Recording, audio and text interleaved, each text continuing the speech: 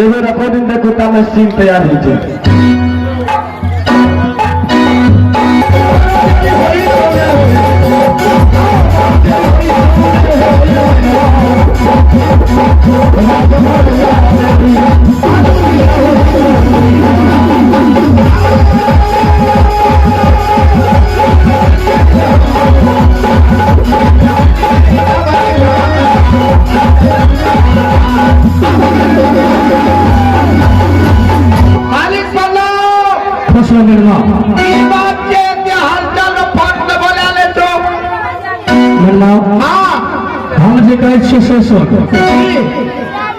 अखन से तू बेली हमर बहना बाजू हम जे कहबो तोरा करे के छो ठीक है। ऐसा कर कि जते के बराती राज भरोड़ा में रहे सबके गाड़ी पर बैठा के जे से भेज दिलिए। हाँ अपना दोनों भाई बुलेट जे से जेबे घूमे तो फिरे ओए तने देबो हमारा बुझाए चाहे न चल भवरी धाप का क्या होते हो। हाँ नदी भार के बीते सब समझ चला होना नहीं चलो नदी फुट गाजा लगी। अरे वो तो हमरा दहिना हाथ में चांद में गाजा छिलम लाल लगी एक नंबर गाजा लिया नदी फुल गाजा ठीक से मेरे में चल। हाँ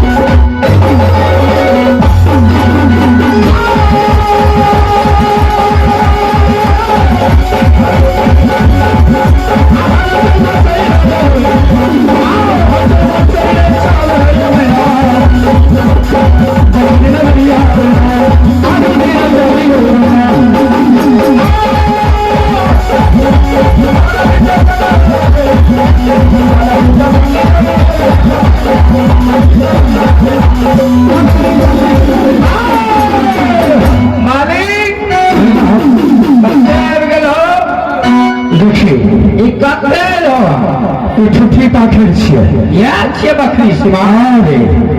सुन मन हाँ चले चले हम थक गए जानो हाँ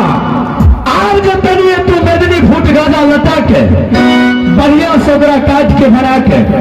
अच्छिलम में भर के यदि दोनों भाई पीती है ना तो तू क्यों तो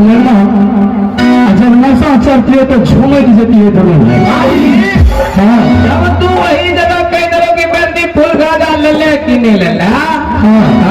चाकू तकू ले आने में भैंस के पुलिस चेक करती है। गाजा काट के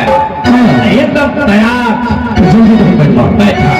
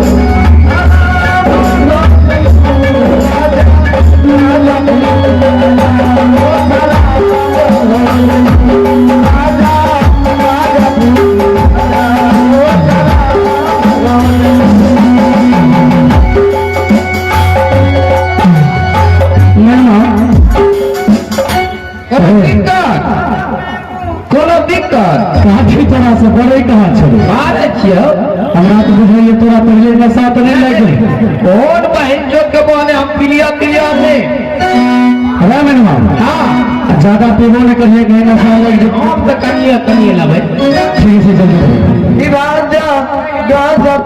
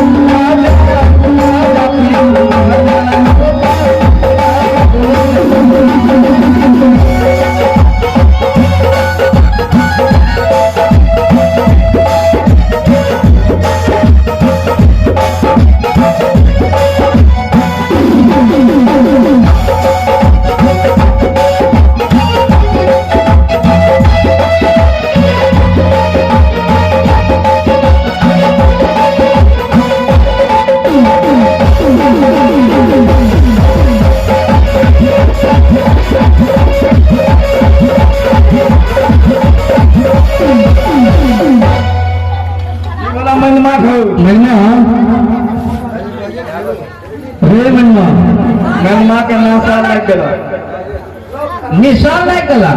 ठगड़ा बड़ा खेले पाला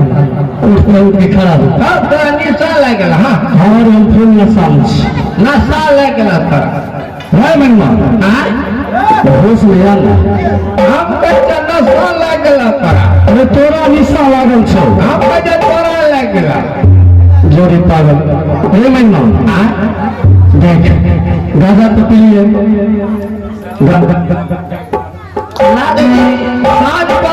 साँझ पड़ले भोर भाग साँझ पर अरे भोर भाग ले सुन जब हम गाजा पिए छी हमारा प्यास लगी है निर्मा प्यास लगला बहुत जोर से प्यास लगी है गाजा बढ़िया गाजा मस्त हो हमारा तो ऐसा कर कि हम यहाँ जगह बैठे छियो आ तू जगह से कुछ दूर जाओ जब तक गाय के लात जब तक बगला के ठाट जब तक पोखरी इनार होते या कोई चोर चल तोरा मिल जाओ धार नदी मिल जाओ तो उनमें से एक लोटा पानी भर के लेने ही हमारा पिया दी एक लोटा तारी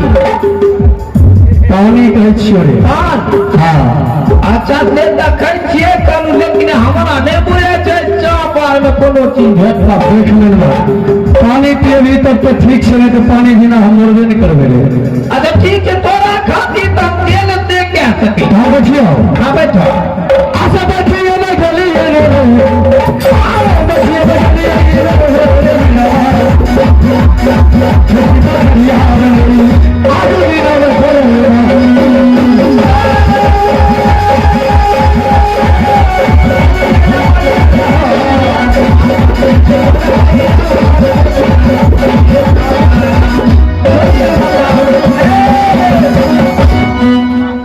मास्टर साहब हाँ या मतगर साहब के बात चाहिए मास्टर साहब कहे कि मतगर साहब कहे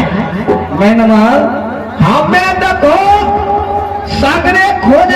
करू न बगला का ठाठ छे न भैंसा लटान देखे छिए न चर छे चादर छे। अच्छा एगो बात करिए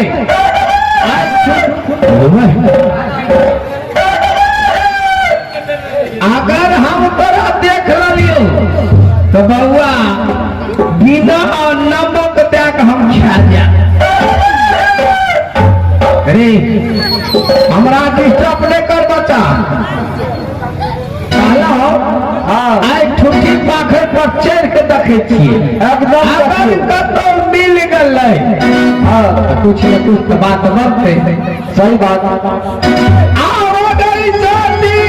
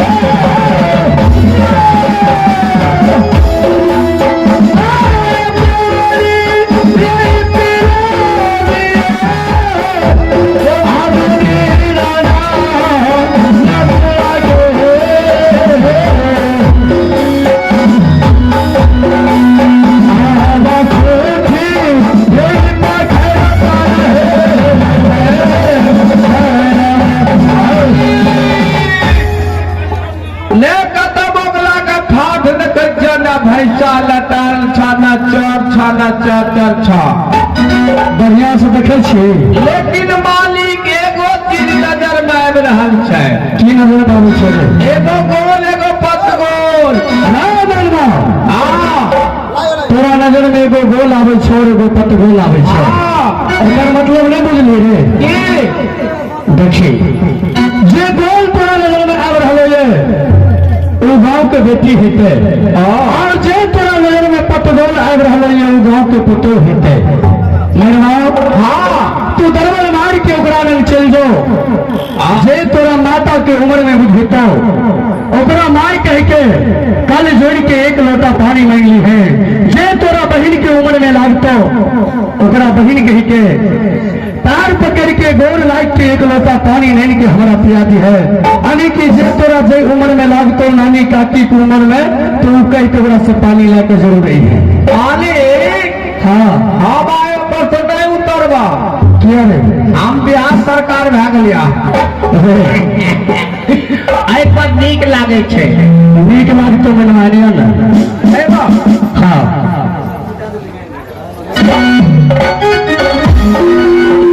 ताकि कहलो तोरा कहलियो हां कि जे मैं को उम्र में हेते ना हां ओकरा आना के कल जोड़ ली है कि हे माता जी एक लोटा पानी दिया हमर मालिक बड़ा प्यासल छै उ तोरा जरूर दे देतो ओ जे चल लागे तो ओइ लेग में कही लेकिन पानी लाके ठीक से हम